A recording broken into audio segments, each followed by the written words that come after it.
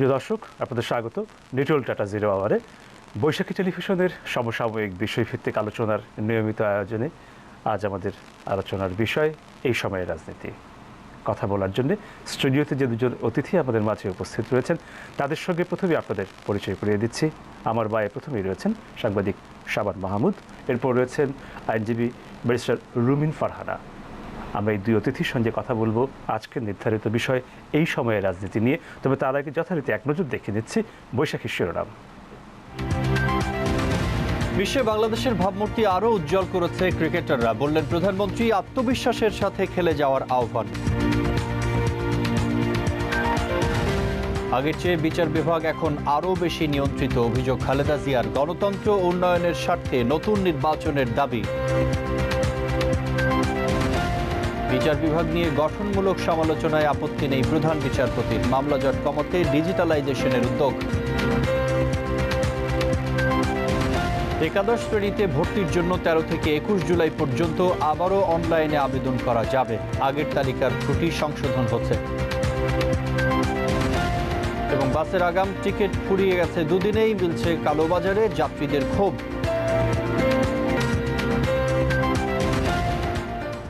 প্রিয় দর্শক, আমরা দেখছিলাম বৈশাখীর শিরোনাম, যাচ্ছি আলোচনায়। এরই ভিতর জেনে গেছেন আজকে আলোচনার বিষয় এই সময়ের রাজনীতি। কথা বলবেন আজকের দুই অতিথি, যাচ্ছি তাদের সঙ্গে কথা বলার জন্য। আমরা জানি যে বেশ কিছু অর্জনের ভেতর দিয়ে বাংলাদেশ যাচ্ছে এবং এটি আমাদের জন্য খুবই আনন্দের যে আমরা এরই ভেতরে প্রবেশ করেছি মধ্যম আয়ের দেশের যে সীমানা, সেটিতে যদিও সেটি নিম্ন মধ্যম, কিন্তু মধ্যম আয়ের দেশের সীমানায় আমরা প্রবেশ করেছি। এই আনন্দের সংবাদটি কয়েকদিন আগের। এছাড়াও আমাদের আরও বেশ কিছু রাষ্ট্র হিসেবে আমাদের কিছু অর্জন আছে। আমরা দীর্ঘ প্রতীক্ষিত ভারতের সঙ্গে যে সীমান্ত নিয়ে যে সংকটটি ছিল, সেটির আমরা একটা স্থায়ী সমাধানে যেতে পেরেছি। এবং আমাদের অর্থনীতিতে এবং রাজনীতিতে বিশেষ করে আশপাশের যে দেশগুলো আছে তাদের সঙ্গে আমাদের বেশ কিছু কৌশলগত অর্জন আমাদের আছে। এইরকম অর্জনগুলোর পাশাপাশি একটু বলে নেওয়া ভালো, আমরা শিরোনামে দেখেছি যে ক্রিকেট নিয়ে প্রধানমন্ত্রীর যে শিরোনামটি ছিল ক্রিকেট সংশ্লিষ্ট, সেখানেও ক্রিকেটও আমাদের বেশ কিছু অর্জনের ঘটনা এই সম্প্রতি ঘটেছে আমাদের। যদি বলি খুব স্পেসিফিকলি বিশ্বকাপের সময় থেকে ধরলে এখন পর্যন্ত দুর্দান্ত ক্রিকেট খেলছে বাংলাদেশ। সব মিলিয়ে ভালো একটি সময়, কিন্তু অভিযোগও আছে। বিশেষ করে বাংলাদেশের অন্যতম প্রধান রাজনৈতিক দল বিএনপির পক্ষ থেকে অভিযোগ আছে, গণতন্ত্র না থাকার অভিযোগ আছে, স্বৈরাচারী কায়দায় দেশ পরিচালনা করার অভিযোগ আছে। শিরোনামে দেখছিলেন আদালত নিয়ন্ত্রণের, এ ধরনের অভিযোগ বিএনপির কাছ থেকে আছে। এরকম একটি বাস্তবতায় আমরা আছি এই মুহূর্তে। আপনাদের দুজনের কাছে যে প্রশ্নটি থাকবে সেটি হচ্ছিল যে সব মিলিয়ে কেমন আছে বাংলাদেশ, কেমন দেখছেন বর্তমানের রাজনীতিকে এবং এই রাজনীতির ভবিষ্যৎ পথ চলাটি কী হবে বলে মনে হচ্ছে, সেটি আপনাদের কাছে প্রশ্ন থাকবে। প্রথমে শাবান মাহমুদ। প্রথমেই আপনি নিজেই বলেছেন যে অনেকগুলো ধারাবাহিক অর্জনের ভেতর দিয়ে বাংলাদেশ এগিয়ে যাচ্ছে। এই জায়গায় বোধহয় বিএনপির কোনো দ্বিমত নেই যে কয়েকটি গুরুত্বপূর্ণ ইস্যুতে বা বিষয়ে বাংলাদেশ সারা বিশ্ববাসীর নজর কেড়েছে। আপনি বলছিলেন বিশ্বকাপ ক্রিকেট থেকেই বাংলাদেশ দুর্দান্ত প্রতাপের সঙ্গে তাদের ক্রিকেট নৈপুণ্য দর্শকদের কাছে প্রমাণ করতে পেরেছে এবং বিশ্ব ক্রিকেট দর্শকদের কাছে বাংলাদেশ কিন্তু এখন একটি শক্তিশালী টিম এবং পপুলারও বটে। বাংলাদেশ বিশ্ব ক্রিকেটের ভেতর দিয়েই তার ক্রিকেট দক্ষতা, নৈপুণ্য এবং তার অর্জনের ভেতর দিয়েই বাংলাদেশকে বিশ্বের কাছে নতুনভাবে পরিচিত করেছে, এতে কোনো সন্দেহ নেই। সম্প্রতি পাকিস্তানকে তারা যেভাবে হোয়াইট ওয়াশ করেছে বাংলাদেশের মাটিতে, পরবর্তীতে ভারতের মতো একটি স্ট্রং টিম যাদের বারবার বিশ্বজয়ের রেকর্ড রয়েছে, সেই টিমকেও তারা ধূলিসাৎ করে দিয়েছে। দুর্দান্ত প্রতাপের সাথে তারা কিন্তু কোনো বাই অ্যাক্সিডেন্ট যে জিতেছে তা নয়, তারা তাদের খেলার ধারাবাহিকতা রক্ষা করেছে এবং তাদের দক্ষতা প্রমাণ করেছে এবং তারা বিশ্ববাসীর কাছেই তাদের প্রমাণের স্বাক্ষর রেখেছে যে বাংলাদেশ এখন আর ক্রিকেটে কোনো তুচ্ছ তাচ্ছিল্য বা দুর্বল কোনো টিম নয়। এটি একটি অর্জন এবং এই অর্জনের ভেতর দিয়ে যদিও এটি একটিমাত্র সেক্টর যে ক্রীড়াঙ্গন, কিন্তু বিশ্ববাসীর কাছে বা বিশ্বের বুকে মাথা উঁচু করে দাঁড়ানোর জন্যে এক একটি দেশের এক একটি বৈশিষ্ট্যই যথেষ্ট। আপনি পার্শ্ববর্তী ভারতের কথা যদি ভাবেন, তারা সংস্কৃতিতে সারা বিশ্বে ডমিনেট করছে, আইটিতে, এবং তাদের আরও অনেক অর্জন আছে। বাংলাদেশ আজকে নিম্ন মধ্যম আয়ের দেশে উন্নীত হয়েছে এবং এর জন্য কিন্তু মাননীয় প্রধানমন্ত্রী, বর্তমান সরকারের সরকার প্রধান, তিনি কিন্তু বারবার বলে আসছিলেন যে 21 সালের মধ্যে মধ্যম আয়ের দেশে পরিণত হবে যদি তার সরকার শান্তিপূর্ণভাবে তার মেয়াদ পূরণ করতে পারে। গত 1 জুলাই বিশ্ব ব্যাংকের যে রিপোর্ট প্রকাশ করেছে সেখানে কিন্তু অটোমেটিক্যালি সারা বিশ্ববাসী জেনে গেছে যে বাংলাদেশ এখন নিম্ন মধ্যম আয়ের দেশ। এটিও একটি বিরাট অর্জন এবং গত 40 বছর ধরে আমরা স্বল্পোন্নত দেশের তালিকায় ছিলাম, সেখান থেকে একটি মাত্র প্রমোশন, কিন্তু এই প্রমোশনটি হলো বিশ্বের কাছে মাথা উঁচু করে দাঁড়াবার মতো একটি অবস্থান। এর কিছু ডিমেরিটসও থাকতে পারে, যেমন এখন আর আমরা বিশ্ব ঋণ আগে যেভাবে বিষয়গুলো ঠিক ওভাবে মীমাংসিত নয় এখনো। কি দাঁড়াচ্ছে অর্থমন্ত্রী মনে করছেন যে লেস ডেভেলপ কান্ট্রি হিসেবে আমাদের যে ঋণগুলো আমাদের আমরা পেয়েছিলাম সেগুলো খুব একটা সমস্যা হবে না, কিছুকাল হয়তো আমরা পাবো এই সুবিধা পাবো, কিন্তু তারপরেও মানে বাংলাদেশকেও এখন সতর্ক থাকতে হবে, কারণ বাংলাদেশ এখন কিন্তু অনেক ক্ষেত্রে তারা আগে যেরকম শুল্কমুক্ত মানে একটি সুবিধা পেত স্বল্পোন্নত দেশের ক্ষেত্রে বিভিন্ন আমদানিযোগ্য পণ্যের ক্ষেত্রে, এবং বাংলাদেশ আরও বেশ কিছু জায়গায় এই প্রমোশনের ভেতর দিয়ে এই উন্নতিকরণের ভেতর দিয়ে বাংলাদেশকে চ্যালেঞ্জ মোকাবেলা করতে হবে। সেই চ্যালেঞ্জ মোকাবেলায় যদি বাংলাদেশে স্থিতিশীল অবস্থা বিরাজ করে, এবং বর্তমান প্রধানমন্ত্রী আমরা লক্ষ্য করেছি যে উনি যে স্বপ্ন দেখেন সেই স্বপ্ন কিন্তু এখন বিরোধিতার কারণে বিরোধিতা থাকতে পারে, আসবে, এবং তার এই অর্জনগুলোকেও কেউ কেউ রাজনৈতিক কারণে প্রশ্নবিদ্ধ করার চেষ্টা করতে পারেন বা করবে।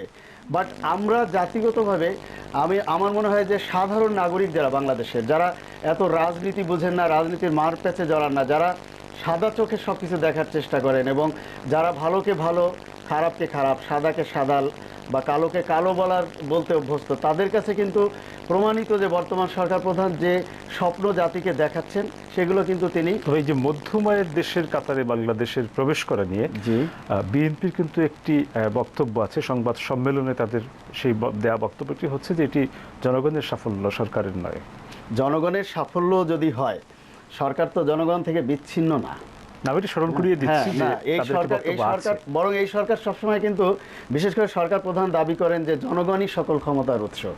আর একটি দেশের জনগণ যখন সাফল্যের দিকে যায় তখন অটোমেটিক্যালি সরকারও সাফল্যের দিকে যায়। এমনকি যারা এই দাবি করছে বা অভিযোগ করছে সেই বিরোধী দলও কিন্তু এখন সাফল্যের জায়গায় তারা সাফল্য দাবি করতে পারে এই জন্য যে তারাও কিন্তু দেশের জনগণের একটি অংশ, এবং সরকার যখন সরকার পরিচালনা করে তখন কোনো বিশেষ দলের সরকার থাকে না, 16 কোটি মানুষের বা সর্বসাধারণের সরকার থাকে।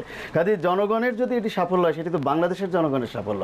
তা বাংলাদেশের এখন সরকার প্রধানকে, সরকার পরিচালনা করে বাংলাদেশের জনগণকে গাইডলাইন দিচ্ছে কে, বাংলাদেশের জনগণকে মানে সরকারিভাবে পৃষ্ঠপোষকতা করছে কে, বাংলাদেশের জনগণের কাজের ক্ষেত্র তৈরি করছে কে, বাংলাদেশের জনগণের ব্যবসায়িক মানে ক্ষেত্র উন্মোচন করছে কে, বাংলাদেশের জনগণের শিক্ষার রেট বাড়াচ্ছে কে। সব ক্ষেত্রেই তো সরকারের একটা ভাইটাল রোল থাকে। রাষ্ট্রীয় পর্যায়ে সরকার একটি কঠিন দায়িত্ব পালন করতে হয়, নির্বাচিত সরকার হিসেবে তো আরও বেশি, গণতান্ত্রিক সরকার হিসেবে তো তুলনাহীন।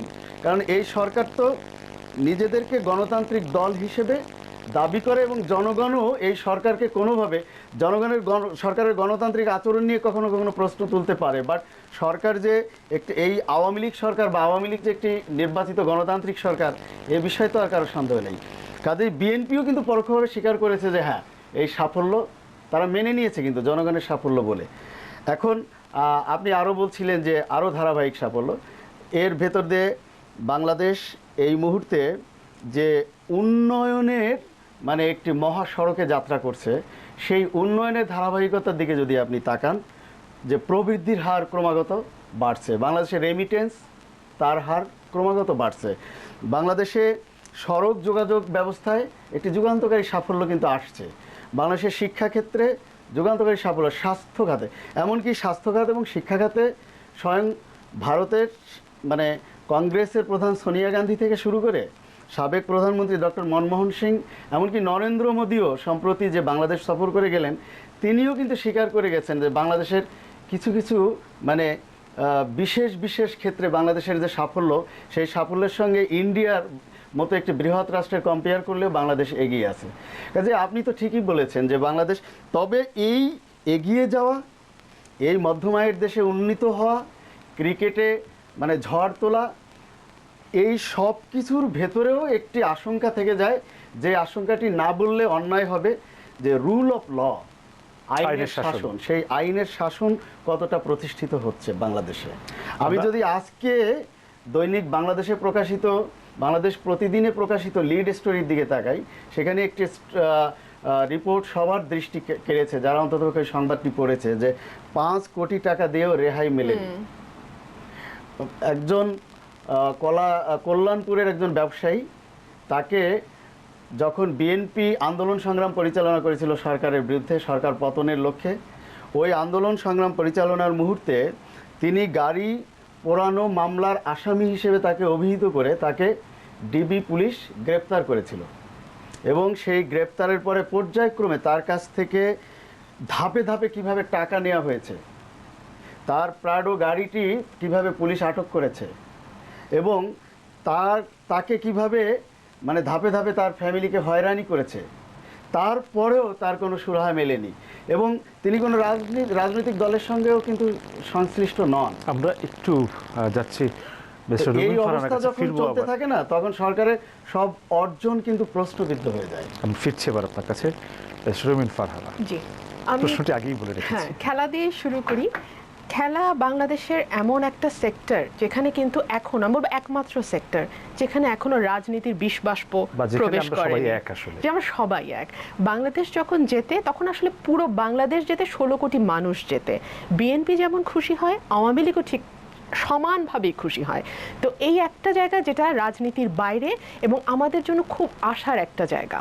এবং আমরা দেখছি যে এখন ধারাবাহিকভাবে আপনি যেটা বলছিলেন, বাংলাদেশ কিন্তু ভালো খেলে যাচ্ছে। একটা সময় ছিল যে আমরা খেলতে বসলে আল্লাহ আল্লাহ করতাম যে আজকে জিতবো, তো মানে জেতাটা একটা হঠাৎ ঘটনা ছিল। কিন্তু এখন সেই জায়গা থেকে পরিবর্তিত হয়ে আমরা ধরেই নেই যে আমরা ভালো খেলবো এবং একটা ভালো পসিবিলিটি থাকে আমাদের জিতবার। যেটা বললেন যে আমরা ক্রিকেট অঙ্গনে পাকিস্তান এবং ভারত দুটোই কিন্তু জায়েন্ট, এটা অস্বীকার করবার কোনো উপায় নেই। তাদের তুলনায় আমরা অনেক নতুন, কিন্তু যেভাবে আমরা তাদেরকে জবাব দিয়েছি এইবার, সেটা বিশ্ববাসী দেখেছে। এবং ভারতের সাথে আমাদের এক ধরনের খেলা নিয়ে একটু মনোমালিন্য চলছিল এবং সেটার খুব শক্ত জবাব বাংলাদেশ কিন্তু খেলার মাধ্যমেই দিয়ে দিয়েছে, আমাদের মুখে আর কিছু বলতে হয়নি। এবং আরেকটি ভালো খবর, নিশ্চয়ই ভালো খবর, বাংলাদেশের 16 কোটি মানুষের জন্য ভালো খবর, সেটা হচ্ছে বাংলাদেশ একটি নিম্ন মধ্যম আয়ের দেশে প্রবেশ করেছে। যদিও আমাদের মাননীয় অর্থমন্ত্রী বলছেন যে এটি একটি 3 বছর বা 4 বছর সময় লাগবে এবং জাতিসংঘের একটি অনুমোদন দরকার হবে এবং তারপরে এটি নিম্ন মধ্যম আয়ের দেশে পরিণত হবে।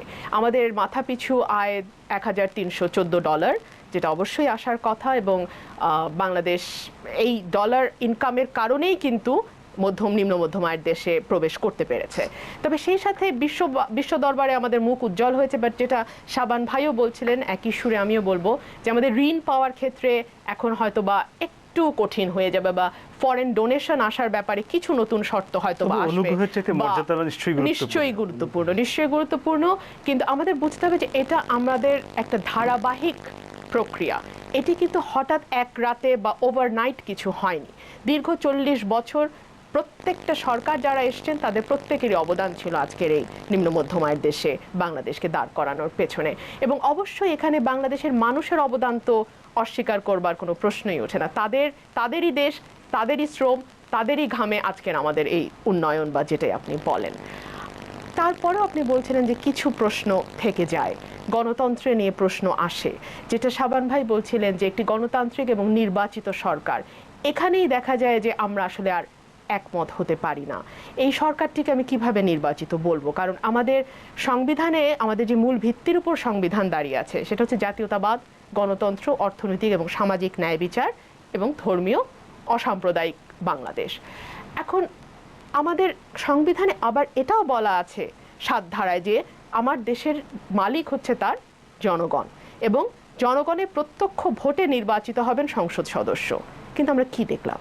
5ই জানুয়ারি যে নির্বাচনটি হয়ে গেল, যে প্রশ্নবিদ্ধ নির্বাচনটি, সেখানে 153টি আসনে বিনা প্রতিদ্বন্দ্বিতায় বিনা ভোটে 5ই জানুয়ারির আগেই নির্বাচিত হয়ে গেছে সংসদ সদস্য, এটা আপনারা জানেন। এবং 38টি নিবন্ধিত দলের মধ্যে 28টি নিবন্ধিত দল এই নির্বাচন বর্জন করেছে। এবং এখন সংসদে যে বিরোধী দলটি আছে তারা আবার সরকারেরও একটি অংশ। এখানে 3 জন মন্ত্রী আছেন সরকারের।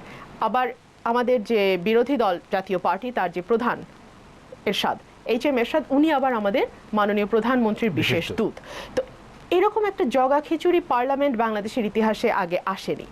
সুতরাং এই সরকারকে শুধু বিএনপি বলে নয়, বা যারা বিরোধী দলে আছে বিএনপির সাথে 20 দল তারা বলে নয়, বরং সারা বিশ্বই কিন্তু এই নির্বাচনটিকে একটি প্রশ্নবিদ্ধ নির্বাচন বলছে। এবং যে কারণে আজকে কিন্তু সংবাদপত্রে আরেকটি খবর এসছে যে ইসি শক্তিশালীকরণ প্রকল্প থেকে জাতিসংঘ নিজেকে সরিয়ে নিচ্ছে, এবং তার কারণ হিসেবে তারা বলছে যে যুক্তরাষ্ট্র এবং যুক্তরাজ্য যে সাহায্যটি অব্যাহত রেখেছিল, যাদের সাহায্যে বা ডোনেশনে এই প্রকল্পটি চলছিল, তারা আর সাহায্য দেবে না বলছে। এবং তার কারণ হিসেবে যেটা দেখানো হয়েছে, প্রকল্প যেটা বাতিল হয়ে গেছে সেখানে তারা বলেনি, বাট বিহাইন্ড দ্য স্ক্রিন তারা যেই রিজনগুলো শো করছে সেটা হচ্ছে যে 5ই জানুয়ারির নির্বাচন তারা দেখেছে, 28 এপ্রিলের নির্বাচন তারা দেখেছে। এবং এই নির্বাচনগুলো দেখে তাদের যে ধারণা হয়েছে যে এই নির্বাচন কমিশন বা ঠুটো জগন্নাথ, যেটাকে বিএনপি চেয়ারপারসনের ভাষায় বলতে হয়, এই নির্বাচন কমিশনকে শক্তিশালী করবার আসলে আর কিছু নেই। 3 বছর তারা এই নির্বাচন কমিশনের পিছনে অর্থ ব্যয় করেছে, সময় ব্যয় করেছে, শ্রম ব্যয় করেছে, এবং তারপরে আমরা দেখেছি 28 এপ্রিলের মতো একটি নির্বাচন। এবং সবচেয়ে মজার ব্যাপার হলো এই নির্বাচনটি কিন্তু সরকার পরিবর্তনের কোনো নির্বাচন ছিল না।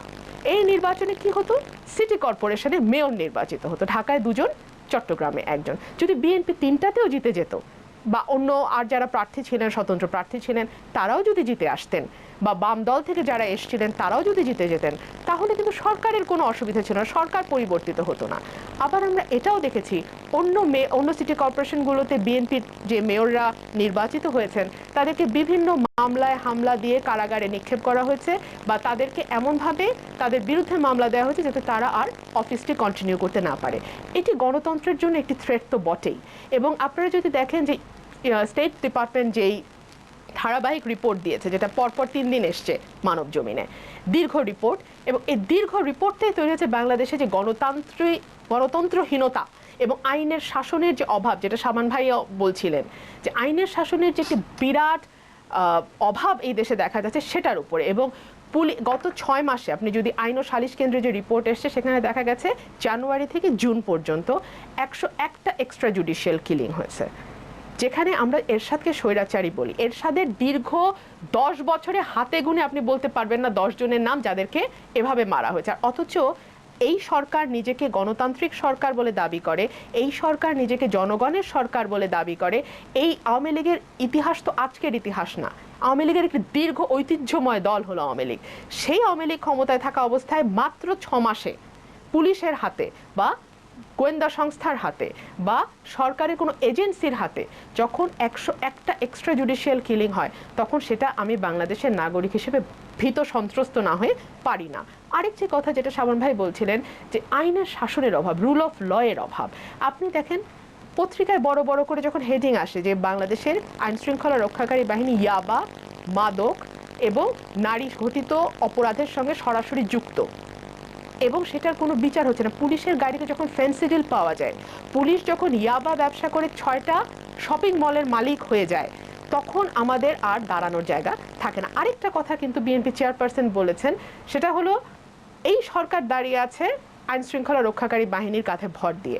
এবং আপনারা জানেন যে একটা অডিও ক্যাসেট কিন্তু এখন ইউটিউবে বের হয়ে গেছে। আমাদের পুলিশের একজন ঊর্ধ্বতন কর্মকর্তা উনি বলছিলেন যে সরকার তো টিকিয়ে রেখেছি আমরা, ওই 3 মাসে যদি আমরা গাড়িতে আগুন না দিতাম তাহলে তো আন্দোলন এভাবে হতোই না, এবং বিরোধী দলের ঘাড়ে এভাবে আমরা বোমার দায় চাপাতে পারতাম না। আমার তো মনে হয় ওই পুলিশ কর্মকর্তাকে ডেকে যদি আইনের আওতায় আনা হয় তাহলে বের হবে। এই যে পেট্রোল বোমা নিয়ে আমাদের এত আলাপ, এত কথা, এটা তো ওনাকে নিয়ে জেরার মধ্যে ফেললেই বের হয়ে যাবে অনেক কথা। তো এই জিনিসগুলো যদি সরকার এনশিওর করতে না পারে তাহলে কিন্তু রুল অফ ল বা আইনের শাসন আমরা বিরতির কাছাকাছি চলে এসেছি। আপনি যে বিষয়গুলি বলেছেন নিশ্চয়ই শাবান মাহমুদ বিষয়গুলো শুনেছেন, এই বিষয়ে আপনার বক্তব্য শুনবো। কারণ এখানে যেটি হচ্ছে যে আমরা যেটা শুনলাম ওনার কাছ থেকে, যে একটি অডিওতে শোনা গিয়েছে, উনি বলছিলেন আইন শৃঙ্খলা পরিস্থিতির বিষয়ে ওনার ভাষ্যে এটি অবনতি হয়েছে। উনি বলছিলেন যে নির্বাচন কমিশন শক্তিশালীকরণ প্রকল্পে যে অনুদানটি বন্ধ করা হয়েছে তার কারণটি হচ্ছে যে এই এরকম একটি অভিযোগ আছে। এই বিষয়গুলো নিয়ে আপনার কাছ থেকে আমরা শুনবো বিরতির পরে। প্রিয় দর্শক, সবই হয়ে গেছে একটা বিরতির, ফিরে আসছে অল্প কিছুক্ষণের ভেতর। আশা করি সেই পর্যন্ত সঙ্গেই থাকছেন।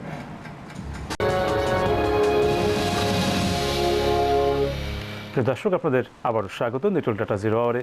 ধন্যবাদ সঙ্গে থাকার জন্য। আমরা কথা বলছি এই সময়ের রাজনীতি প্রসঙ্গে। বিরতিতে যাওয়ার আগে রেজিস্ট্রার রবিন ফারহানা বেশ কিছু অভিযোগ তিনি তুলছিলেন, আপনি যে সেগুলো শুনেছেন। যদি এই বিষয়ে আপনার কিছু বলার থাকে আপনি বলতে পারেন, নাহলে আমরা আলোচনার পরের অংশে আবার যাব। ফারহানা বলছিল, আমি ফারহানার এক্সট্রা জুডিশিয়াল যে কিলিংগুলো সে একটি চিত্র তুলে ধরেছিল যে সাম্প্রতিক সময়ে 101 জনের কথা সে বলেছে। এটা কি আপনি মিডিয়ার সূত্র ধরে? আইন ও সালিশ কেন্দ্রের রিপোর্ট, আইন ও সালিশ কেন্দ্রের রিপোর্ট অনুযায়ী তিনি বলেছেন, আমরা যারা গণতন্ত্রে বিশ্বাসী, মানবাধিকারে বিশ্বাসী, গণমাধ্যমের স্বাধীনতায় বিশ্বাসী এবং বাংলাদেশের মানে অগ্রযাত্রায় যারা আমরা একটি শান্তিপূর্ণ সহাবস্থান থেকে ভূমিকা রাখতে চাই যার যার জায়গা থেকে, তারা কোনোভাবেই এই এক্সট্রা জুডিশিয়াল কিলিংকে সমর্থন করতে পারি না। কিন্তু আমার মনে হয় যে এই যদিও এটাকে আমরা সমর্থন করতে পারি না, তারপরেও আমি শুধু একটু অতীতের দিকে দৃষ্টি দিলে হয়তো ক্লিয়ার হতে পারবেন যে বিশেষ বিশেষ পরিস্থিতিতে এই ধরনের ঘটনা সরকার বাধ্য হয়ে গ্রহণ করে, যদিও এক্সট্রা জুডিশিয়াল কিলিং কোনোভাবেই সমর্থনযোগ্য নয়।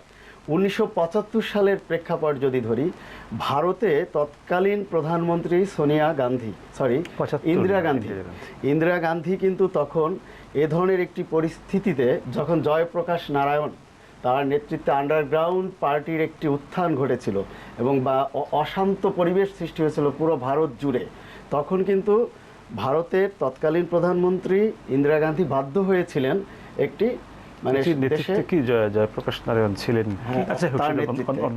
তার নেতৃত্বে তখন ভারতের তৎকালীন প্রধানমন্ত্রী বাধ্য হয়েছিলেন একটি মানে জরুরি অবস্থা জারি করতে, এবং সেই জরুরি অবস্থা নিয়ে তখনকার প্রেক্ষাপটে ভারতের অনেক গণতান্ত্রিক দলগুলো এর বিরোধিতা করেছিল, সমালোচনা করেছিল। আবার কমিউনিস্ট পার্টির মতো মানে শান্তিপ্রিয় দল, গণতান্ত্রিক দল, তারা কিন্তু পরিস্থিতির আলোকে ইন্দিরা গান্ধীকে সমর্থন করেছিলেন, কারণ দেশ রক্ষার জন্য তখন এই মানে জরুরি অবস্থাটি অত্যন্ত জরুরি ছিল। ঠিক তেমনি ফারহানা যে কথা বলল, তার নেত্রী, তার দলের চেয়ারপারসন বেগম খালেদা জিয়া যখন প্রধানমন্ত্রী ছিলেন 1991 থেকে 1996, আপনার নিশ্চয়ই মনে আছে যে এর মধ্যবর্তী সময় 1994 সালের দিকে দেশের আইন শৃঙ্খলা পরিস্থিতির যখন চরম অবনতি ঘটেছিল, আমি আরও একটু ক্লিয়ার করতে চাই, মিডিয়াতেই প্রকাশ ঘটেছে, আমি মিডিয়ার সূত্র ধরে বলতে চাই যে তৎকালীন ক্ষমতাসীন দলের সমর্থকরা যখন মাইনরিটি গ্রুপের বাড়িতে হামলা করেছিল এবং তাদের উপরে অত্যাচার নির্যাতন করেছিল এবং ছাত্রদল যুবদলের সীমাহীন তাণ্ডব যখন জাতি প্রত্যক্ষ করেছিল, তখন ওই সরকার রক্ষার জন্য, সরকারের ভাবমূর্তি রক্ষার জন্য বেগম খালেদা জিয়াই কিন্তু প্রথম এই র্যাবের মানে আবিষ্কার ঘটিয়েছিলেন এবং এই র্যাবের ভেতর দিয়ে অনেক মানে আপনারা জানেন বাদবাকি কাহিনীগুলো যে অনেক সন্ত্রাসীকে দমন করা হয়েছিল। তখনও কিন্তু এক্সট্রা জুডিশিয়াল কিলিংয়ের ঘটনা, আমরা সেই ঘটনাকেও কিন্তু সমর্থন করি না। আবার এখন বর্তমান সরকার 2014 সালের 5 জানুয়ারি নির্বাচনে আসার পরে তারা 1 বছর পার হওয়ার পরে বেগম খালেদা জিয়া এবং জামাতে ইসলামের যৌথ আহ্বানে যখন বাংলাদেশে লাগাতার 93 দিন দেশে একটি অস্থিতিশীল পরিস্থিতির সৃষ্টি হয়েছিল, রাষ্ট্রের বিরুদ্ধে, গণতন্ত্রের বিরুদ্ধে, উন্নয়নের বিরুদ্ধে, শিক্ষার বিরুদ্ধে, সর্বোপরি শান্তিপ্রিয় জনগণের বিরুদ্ধে যখন হঠকারী আন্দোলন হয়েছিল গণতন্ত্র পুনরুদ্ধারের নামে, তখনও কিন্তু আইন শৃঙ্খলা রক্ষাকারী বাহিনী রাষ্ট্রের প্রয়োজনে তাদের কাজই হচ্ছে রাষ্ট্র রক্ষা করা, সংবিধান সমুন্নত রাখতে, সংবিধান রক্ষা করতে তাদের পেশাগত দায়িত্ব পালন করা, জনগণের নিরাপত্তা নিশ্চিত করার ক্ষেত্রে তাদের পেশাগত দায়িত্ব পালন করা। তাদের ওই পেশাগত দায়িত্ব পালন করতে গিয়েই কিন্তু ইউটিউবের যে বক্তব্যের কথা ফারহানা বললেন যে একজন ঊর্ধ্বতন পুলিশ কর্মকর্তার অডিও বা ইউটিউবে শোনা যাচ্ছে যে তিনি বলেছিলেন যে তারা মানে কিভাবে এই আন্দোলন সংগ্রামে ভূমিকা রেখেছে সরকারের হয়ে।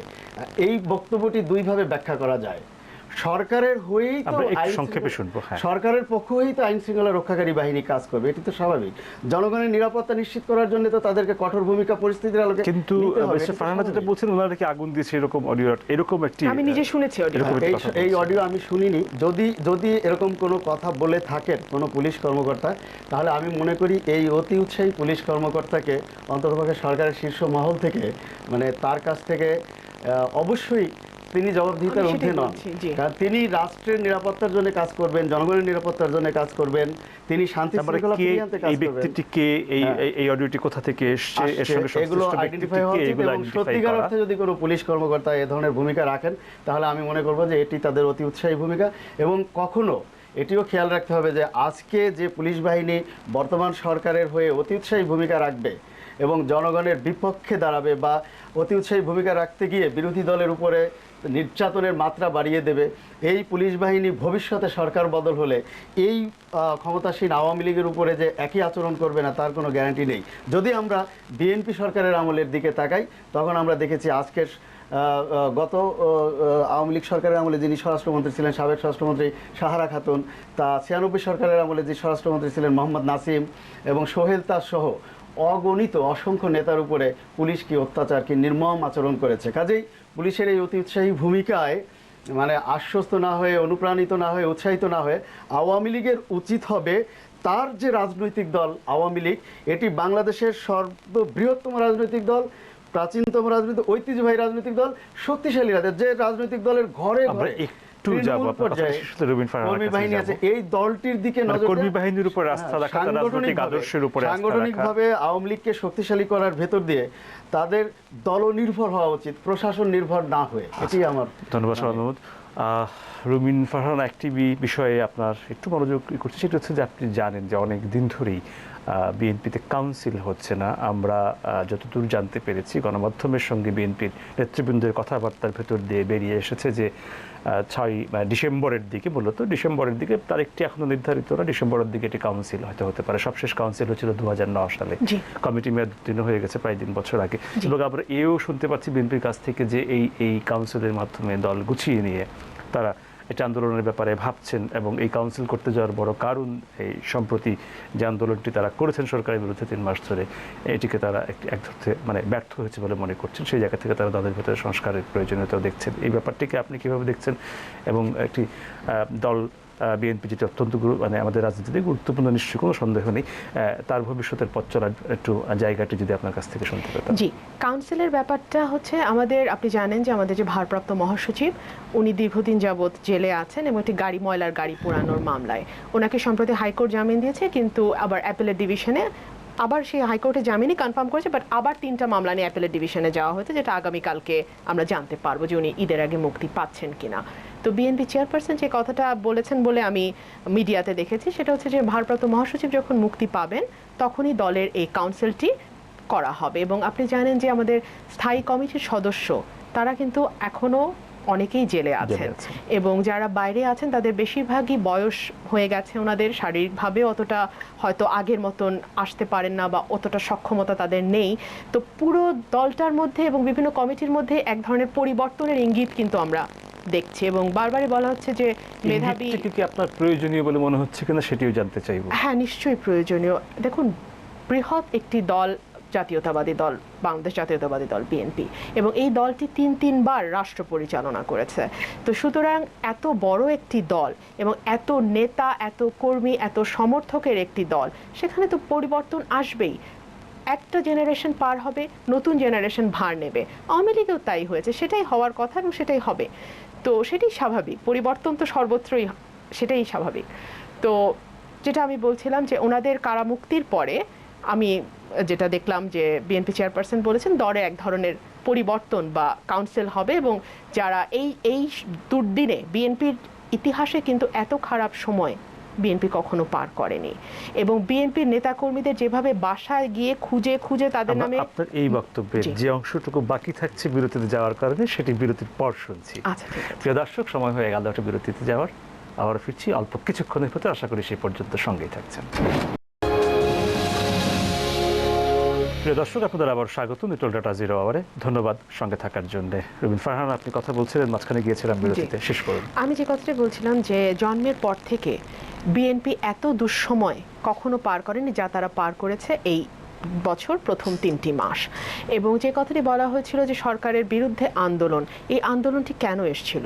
বিএনপি 5 তারিখে একটি সভা করতে চেয়েছিল, সেটার অনুমতি তো দেওয়া হয়নি, বরং বিএনপি চেয়ারপারসনকে 3 বারের প্রধানমন্ত্রীকে তালাবদ্ধ করে রাখা হয়েছিল তার অফিসে, এবং একটা পর্যায়ে আপনারা জানেন তার ইলেকট্রিক লাইন কেটে দেওয়া হয়েছে, পানি বন্ধ করে দেওয়া হয়েছে, এবং সেই অফিসে কোনো খাবার গাড়ি পর্যন্ত সরকার নিতে দেয়নি। একটু সংক্ষিপ্ত, আর এই সিনারিওগুলো মোটামুটি জনগণের কাছে জানা। সুতরাং এই দুঃসময় যে বিএনপি পার করেছে সেটা বিএনপির ইতিহাসে আসেনি। আপনি বলছিলেন যে আন্দোলন ব্যর্থ হয়েছে, আমি আপনার সঙ্গে খুব বিনীতভাবে এই ব্যাপারে একমত হতে পারছি না। আমি ব্যর্থ হয়েছে বলিনি, আমি বলছি যে বিএনপি যাদের সঙ্গে কথা হয়েছে গণমাধ্যমে, অন্তত আমাদের রিপোর্টেও আছে, সেটা কেউ কেউ মনে করেন যে আন্দোলন ব্যর্থ হয়েছে, সেটা তাদের ব্যক্তিগত মত হতে পারে, কিন্তু আমি মনে করি আন্দোলন ব্যর্থ হয়নি। কেন হয়নি?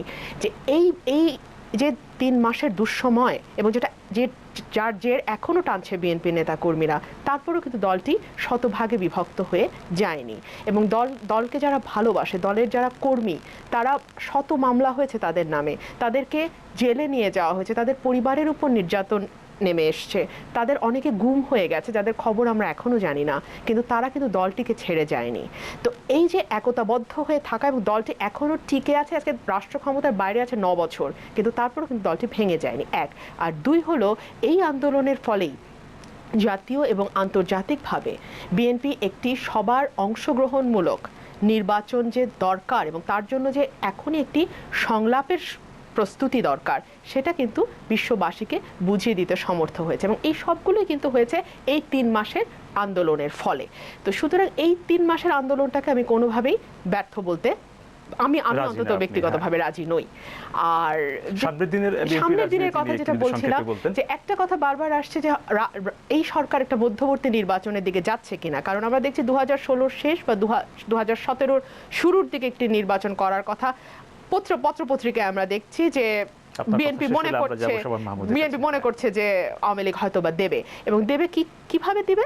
বেগম জিয়া এবং তারেক রহমানকে কোনো না কোনো মামলায় কনভিক্টেড দেখিয়ে, যেটা আপনারা দেখছেন যে জিয়া চ্যারিটেবল ট্রাস্ট এবং অরফেনেজের মামলাটা খুব দ্রুত হচ্ছে এখন, তো এটাকে কনভিক্টেড দেখিয়ে ওনাদেরকে নির্বাচন থেকে দূরে রেখে। তো আমার এখানে মনে হয় যে বিএনপি বলতে আমরা কিন্তু বুঝি বিএনপি খালেদা জিয়া, ধানের শীষ, ঠিক তেমনি আওয়ামী লীগ বলতে কিন্তু দেশের মানুষ বোঝে শেখ হাসিনা এবং নৌকা। তো তাদের -2 ফর্মুলা, এটা কিন্তু অতীতেও চেষ্টা করা হয়েছে, সফল হয়নি। 111-এর সময় আমরা দেখেছি -2 ফর্মুলা, 2 নেত্রীকে বাদ দিয়ে দল চালানো। নির্বাচন যদি হয় বা এরকম বাস্তবতা মাথায় রেখে, সেটাকে বাস্তবতা মাথায় রেখে আমার মনে হয় এখনই কিন্তু সরকারের উচিত বিএনপির সঙ্গে একটি আলোচনায় আসা, যে নেক্সট নির্বাচনটা তারা কি ফর্মুলায় করতে চায়। কারণ যেহেতু তত্ত্বাবধায়ক সরকারটা তারা বাতিল করে দিয়েছে, এবং এই নির্বাচন কমিশনের উপরে বিএনপির বিন্দুমাত্র আস্থা নেই, এবং সঙ্গত কারণেই সেই আস্থাহীনতাটা, এই বিষয়গুলো নিয়ে আলোচনা এখনই শুরু করা উচিত। যেটি ফারহানা বলছিলেন যে বিএনপির এখন সবচেয়ে দুঃসময় পার করছে, এর আগে কখনো এভাবে এতটা ক্রান্তিকাল বিএনপি পার করেনি, এই জায়গায় আমার একটু দ্বিমত আছে। সেটি হচ্ছে যে বিএনপি আসলে দেখতে হবে জন্ম ইতিহাসটা কখন, এবং বিএনপির প্রতিষ্ঠাতা কে, তিনি কিভাবে একটি রাজনৈতিক দলের আত্মপ্রকাশ ঘটিয়েছিলেন। অস্বীকার তো করার উপায় নেই যে তিনি সেনা শাসক থেকে 1975 সালের 15 আগস্ট জাতির জনক বঙ্গবন্ধুকে হত্যাকাণ্ডের পরে বিভিন্ন দল থেকে সুবিধাবাদী রাজনীতিকদের নিয়ে একটি রাজনৈতিক দল গঠন করেছিলেন। তার আমলেই বাংলাদেশে যুদ্ধ অপরাধীদের পৃষ্ঠপোষক হিসেবে যারা চিহ্নিত, তাদেরকে নাগরিকত্ব পর্যন্ত দেওয়া হয়েছে, এবং তাদেরকে রাজনীতিতে পুনর্বাসনের সুযোগ করে দেওয়া হয়েছে বহুদলীয় গণতন্ত্রের নামে। আমরা যদি একটু সংক্ষেপে আসতে হবে সময়ের কারণে, আমি যদি সংক্ষেপেও বলি, তাহলে বিএনপি কিন্তু সবসময়ই, তারা রাজনৈতিক দলটি গঠন করার পর থেকে সবসময়ই অ্যান্টি আওয়ামী লীগের যে একটি বিশাল ভোট ব্যাংক, তাদেরকে পুঁজি করে, সুবিধাবাদীদের পুঁজি করে, সেনা শাসক থেকে তিনি যেহেতু রাষ্ট্রীয় ক্ষমতায় এসেছিলেন, তার ওই জায়গা থেকেও একটি প্রভাব বিস্তার করে নানান প্রক্রিয়ার ভেতর দিয়ে, সমীকরণের ভেতর দিয়ে বিএনপি অধিকাংশ সময়ই কিন্তু ক্ষমতায় ছিল, বিরোধী দলে থাকার অভিজ্ঞতা খুব কম ছিল। আমি ফারহানার সঙ্গে এই জায়গায় একমত যে এবারই প্রথম টানা 9 বছর বিএনপিকে একটি বিরোধী দলের জায়গায়, বিরোধী দলের ভূমিকায় তাদেরকে ক্ষমতার বাইরে থাকতে হচ্ছে। সোজা কথা, এই বিরোধী দলে থাকাটা যদি দুঃসময় হয়, ক্রান্তিকাল হয়, তাহলে আমি ফারহানার সঙ্গে একমত। কারণ আমরা 21 বছর আওয়ামী লীগকেও বিরোধী দলে থাকার ইতিহাস দেখেছি, এবং আওয়ামী লীগের কি করুণ দুর্দশা, তাদের উপরে তৎকালীন সাবেক স্বৈর শাসকদের কি অত্যাচার নির্যাতন সেগুলো আমরা দেখেছি। তিনি 9 বছর বিএনপি বিরোধী দলে থাকার পরেও দল বিভক্ত হয়নি বলে যে প্রশংসার দাবি দিতে চাচ্ছেন, একইভাবে আওয়ামী লীগও 21 বছর ক্ষমতা একটি কথাই শেষ করতে হবে এখন আমাদের সময়। আমি মনে করি যে আমি ফারহানার সঙ্গে এক জায়গায় একমত পোষণ করি যে বিএনপির মতো একটি বৃহত্তম রাজনৈতিক দলকে বাইরে রেখে আওয়ামী লীগ যদি ক্ষমতায় থেকে মানে বিএনপিকে বাইরে রাখবে আর আওয়ামী লীগ ক্ষমতায় থাকবে, এই স্বপ্নটিকে পূরণ করতে যায়, তাহলে অবশ্যই আওয়ামী লীগ ভবিষ্যতে কিছু ভুল পদক্ষেপ হয়তো নিতে পারে। কারণ সোজা কথা হচ্ছে আপনি যে বলতে চাচ্ছেন যে বিএনপিকে বিবেচনায় নিয়ে আওয়ামী লীগের পথ চলার জায়গাটি বৃহত্তম রাজনৈতিক দল করতে হবে, বিএনপিকে বিবেচনায় রেখেই। কারণ বিএনপিবিহীন সংসদেও কিন্তু যারা বিরোধী দলে আছে এরা বিরোধী দলের ভূমিকায় নেই। ধন্যবাদ শাবানা। দর্শক, আজকের মতো নিউট্রাল ডাটা জিরো শেষ করছি এখানেই। কাল আবারও দেখা হচ্ছে অন্য কোনো একটি বিষয়ে। সে পর্যন্ত ভালো থাকুন, সুস্থ থাকুন, শুভরাত্রি।